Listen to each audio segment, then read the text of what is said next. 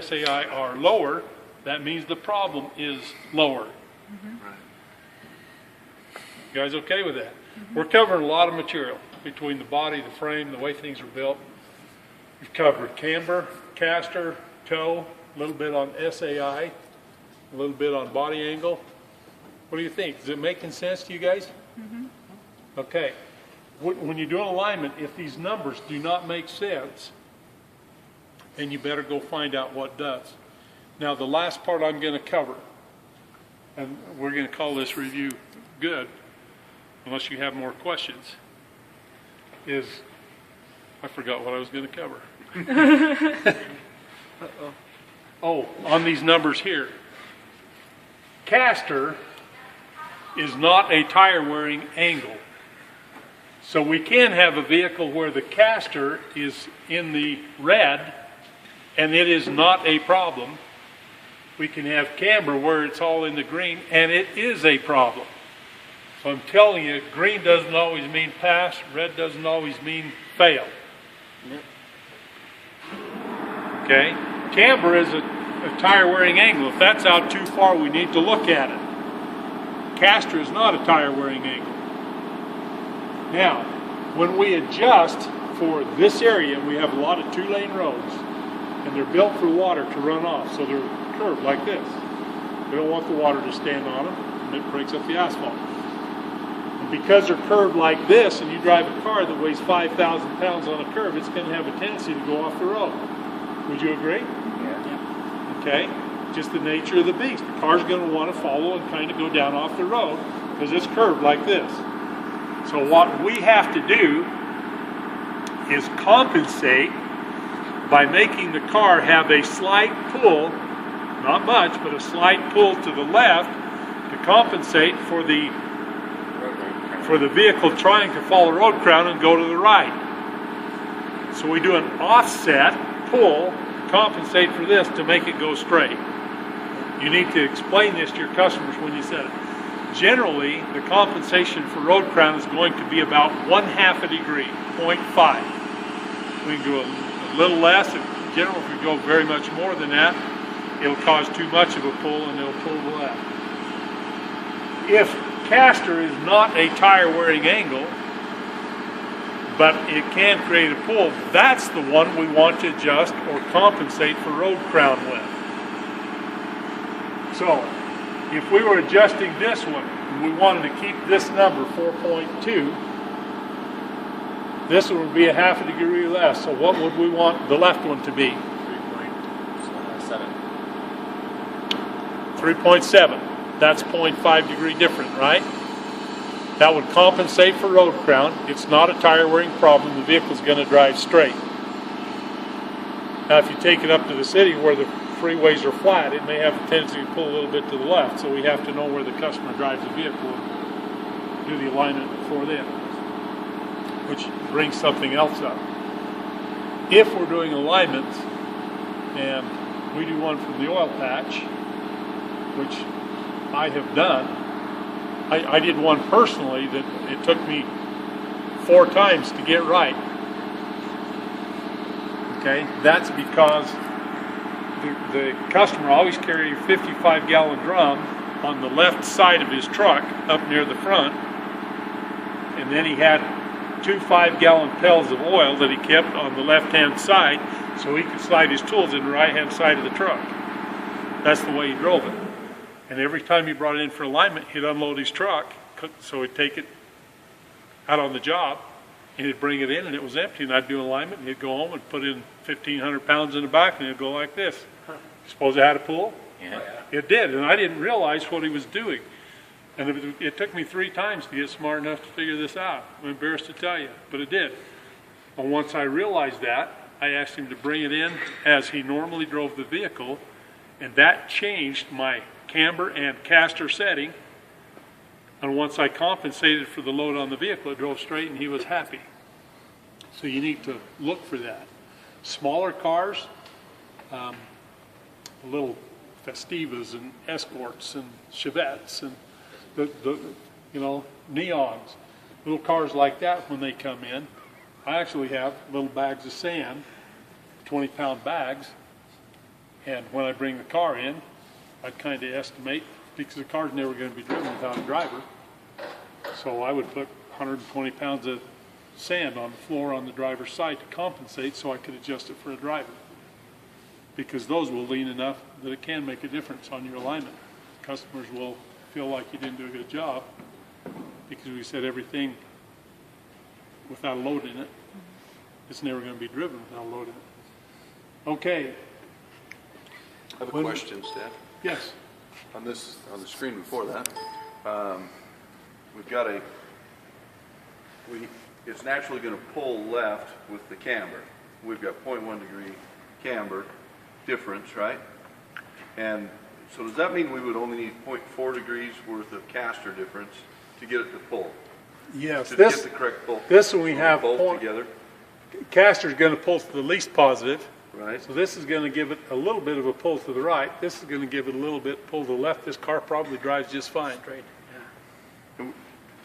Okay, so what I'm saying is if we want to adjust for the road crown, and we've got 0.1 degree pull left with camber, and we still need to get a little bit more pull to the left, and we're going to adjust caster to do that, would we only need 0.4 instead of the 0.5?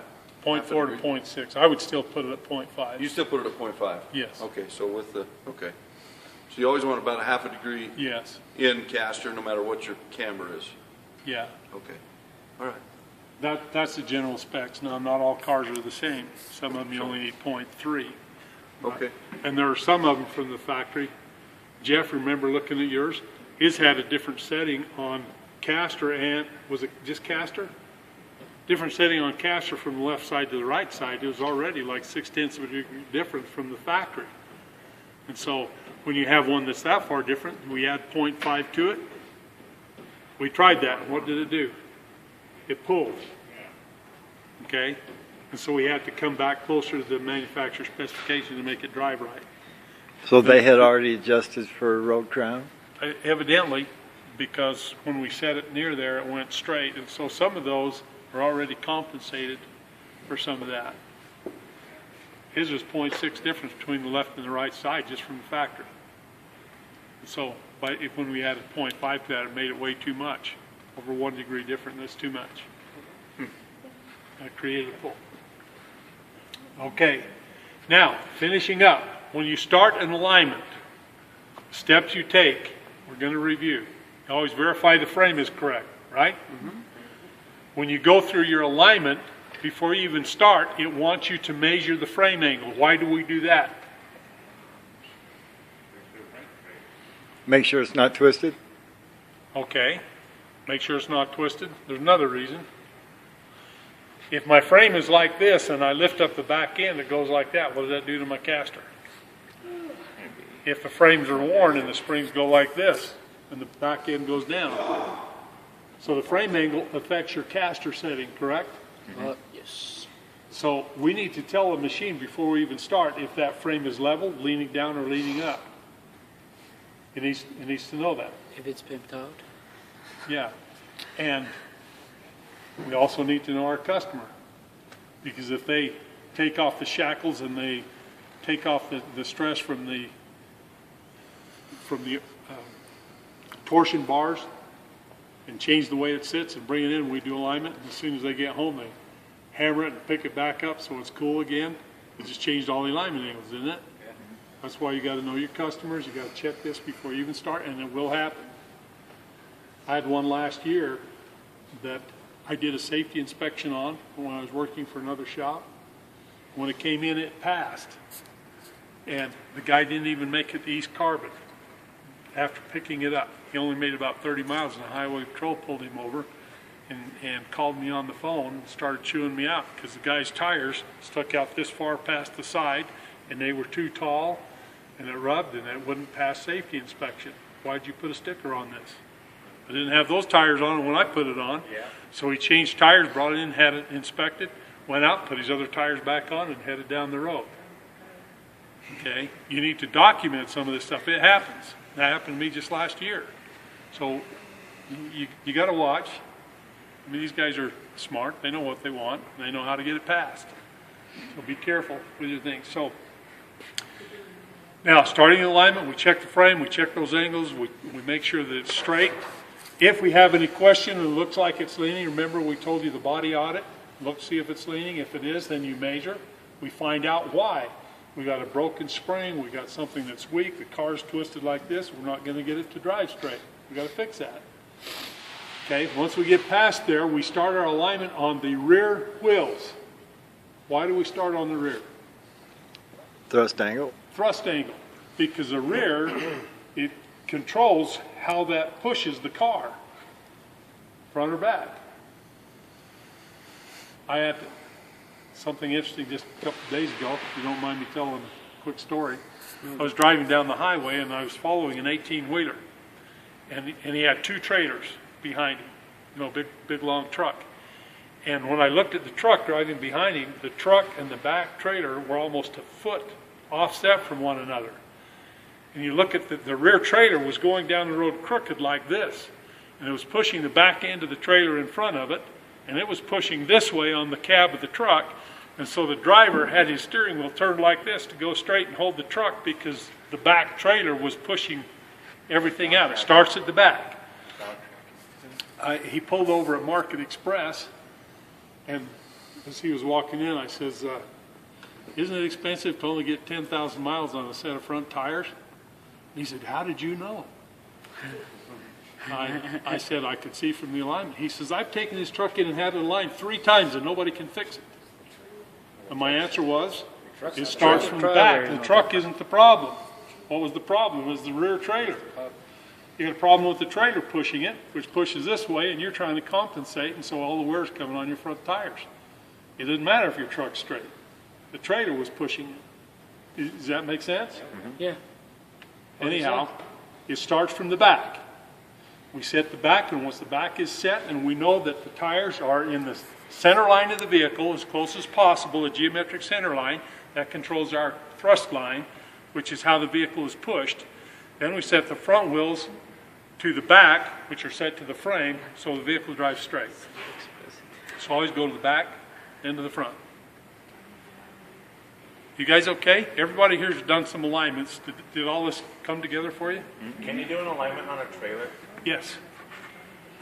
Yes, you can. In fact, the truck shops will actually, they have something that sets up on the 5th wheel and goes back, and they center from side to side, and they can go back and actually set the rear wheels on the trailer. But that won't be on the test. That won't be on your car test. But That's okay. It's Good theory, still though. it's still something yeah, you should know. something to know. Do you guys have any questions for me? Was the review helpful just from one end to the other? Mm-hmm. Yeah. Okay, all the way through from suspension and frame up through alignment. Any questions on alignment angles? SAI.